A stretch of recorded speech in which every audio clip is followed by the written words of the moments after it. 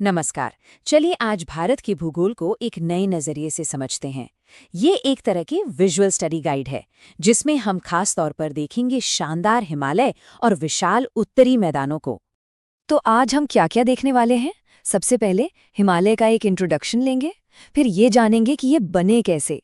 इसके बाद हिमालय के जो 3 हिस्से हैं उनको समझेंगे और हाँ, ये भी देखेंगे कि पहाड़ों और मैदानों की जिंदगी में कितना फर्क होता है। फिर भारत के ठंडे रेगिस्तान की बात करेंगे और आखिर में एक छोटा सा नॉलेज टेस्ट भी होगा। ठीक है, तो सबसे पहले बात करते हैं हिमालय की। देखते हैं इसका इंट्रोडक्शन। अच्छा, तो हिमालय के बारे में सबसे पहली और सबसे जरूरी बात क्या है? ये दुनिया की सबसे ऊंची पर्वत श्रृंखला है। मतलब इसकी कई चोटियां तो 8000 मीटर से भी ज्यादा ऊंची हैं। अंदाजा लगाइए कितना विशाल होगा ये। हिमालय को एक बहुत ही खास नाम दिया गया है, एशिया का वाटर कवर। अब ऐसा क्यों कहते हैं? क्योंकि ये लाखों करोड़ों लोगों के लिए पानी का सबसे बड़ा सोर्स है। इसी वजह से ये पूरे महाद्वीप के लिए एक तरह से जीवन का आधार बन जाता है। और इस वाटर टावर वाली बात का सबसे बड़ा सबूत क्या है? वो है हमारी नदियां।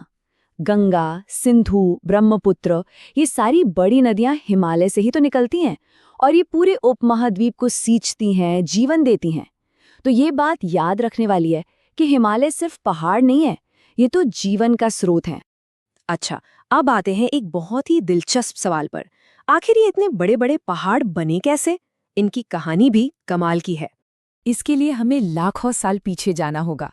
सोचिए, उस वक्त भारत आज की जगह पर था ही नहीं। ये गोंडवाना नाम के एक बहुत बड़े सुपर कॉन्टिनेंट का हिस्सा था। तो कहानी की शुरुआत होती है यहीं से। तो हुआ ये कि लाखों सालों तक जो इंडियन प्लेट थी वो धीरे धीरे उत्तर की तरफ खिसकती रही और फिर हुई एक जबरदस्त टक्कर। ये प्लेट टकराई यूरेशियन प्लेट से। अब सोचिए, जब दो गाड़ियां टकराती हैं तो क्या होता है? बीच का हिस्सा मुड़ जाता है, ऊपर उठ जाता है ना? बस जमीन के साथ भी ठीक ऐसा ही हुआ और इसी टक्कर से जन्म हुआ हमारे हिमालय का। और सबसे मजेदार बात पता है क्या है? ये कहानी अभी खत्म नहीं हुई है। वो जो टक्कर है ना, वो आज भी चल रही है।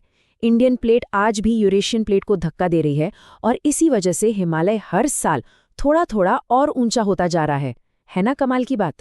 तो ये तो हो गई बनने की कहानी। अब जरा इसकी बनावट को भी समझ लेते हैं। देखिए, हिमालय इतना बड़ा है कि इसे समझने के लिए हम इसे 3 अलग-अलग हिस्सों या रेंजेस में बांट सकते हैं।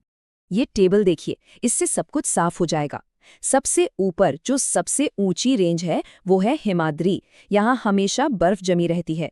फिर बीच में आता है हिमाचल, जिसे लेसर हिमालय भी कहते हैं। यहाँ का मौसम काफी अच्छा रहता है और शिमला जैसे हमारे जितने भी हिल स्टेशंस हैं वो यही हैं। और सबसे आखिर में सबसे नीचे की रेंज है शिवालिक। यहाँ आपको ज्यादातर जंगल और छोटी छोटी पहाड़ियाँ मिलेंगी। ठीक है, तो हमने पहाड़ों की बात तो कर ली, पर इस भूगोल का वहां रहने वाले लोगों की जिंदगी पर क्या असर पड़ता है? चलिए, इसी को समझने के लिए 2 बिल्कुल अलग-अलग इलाकों की जिंदगी को कंपेयर करते हैं। देखिए, फर्क एकदम साफ है। एक तरफ हिमालय है, जहां जिंदगी आसान नहीं है। वहां के लोग अपनी जरूरतों के लिए, जैसे दूध और ऊन के लिए, याक जैसे जानवरों पर निर्भर करते हैं। वहीं दूसरी तरफ है उत्तरी मैदान। हिमालय से आने वाली नदियां यहाँ इतनी उपजाऊ मिट्टी ले आती हैं कि खेती करना बहुत आसान हो जाता है। और यही वजह है कि यहाँ इतनी बड़ी आबादी रहती है। चलिए, अब एक ऐसी जगह चलते हैं जो बहुत ही अनोखी है।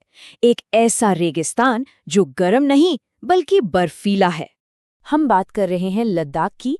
ये एक ठंडा रेगिस्तान है जो बहुत ऊंचाई पर है। यहाँ का तापमान -30 डिग्री सेल्सियस तक चला जाता है। मतलब कड़ाके की ठंड पड़ती है। तो अब सवाल उठता है कि ये कोल्ड डेजर्ट होता क्या है? सीधी सी परिभाषा है, एक ऐसी जगह जहां बारिश बहुत ही कम होती है, लेकिन मौसम गर्म होने की बजाय बहुत ठंडा होता है। ये एक इम्पोर्टेंट ज्योग्राफिकल टर्म है, इसे याद रखिएगा। यहाँ का नज़ारा देखकर ऐसा लगता है जैसे किसी और ही दुनिया में आ गए हों। हर तरफ चट्टाने ही चट्टाने और बीच बीच में पैगोंग सो जैसी खूबसूरत झीलें। इसीलिए तो लोग इसे मूनलैंड भी कहते हैं, मतलब चांद की जमीन, क्योंकि ये इतना अलग और अनोखा दिखता है।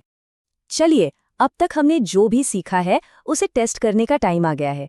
एक छोटा सा क्विज हो जाए, देखते हैं कितना याद है। तो पहला सवाल, हिमालय से निकलने वाली कोई 2 नदियों के नाम बताइए। हमने 3 के बारे में बात की थी। ठीक है। दूसरा सवाल, हिमालय का वो सबसे ऊंचा हिस्सा जो हमेशा बर्फ से ढका रहता है, उसे क्या कहते हैं? और ये रहा आखिरी सवाल, भारत के उस मशहूर ठंडे रेगिस्तान का नाम क्या है जिसके बारे में हमने अभी बात की। और जाते जाते एक सवाल, हमने ये तो जान लिया कि हिमालय आज भी ऊंचा हो रहा है, तो जरा सोचिए आज से हजारों साल बाद ये इलाका कैसा दिखेगा। है ना सोचने वाली बात?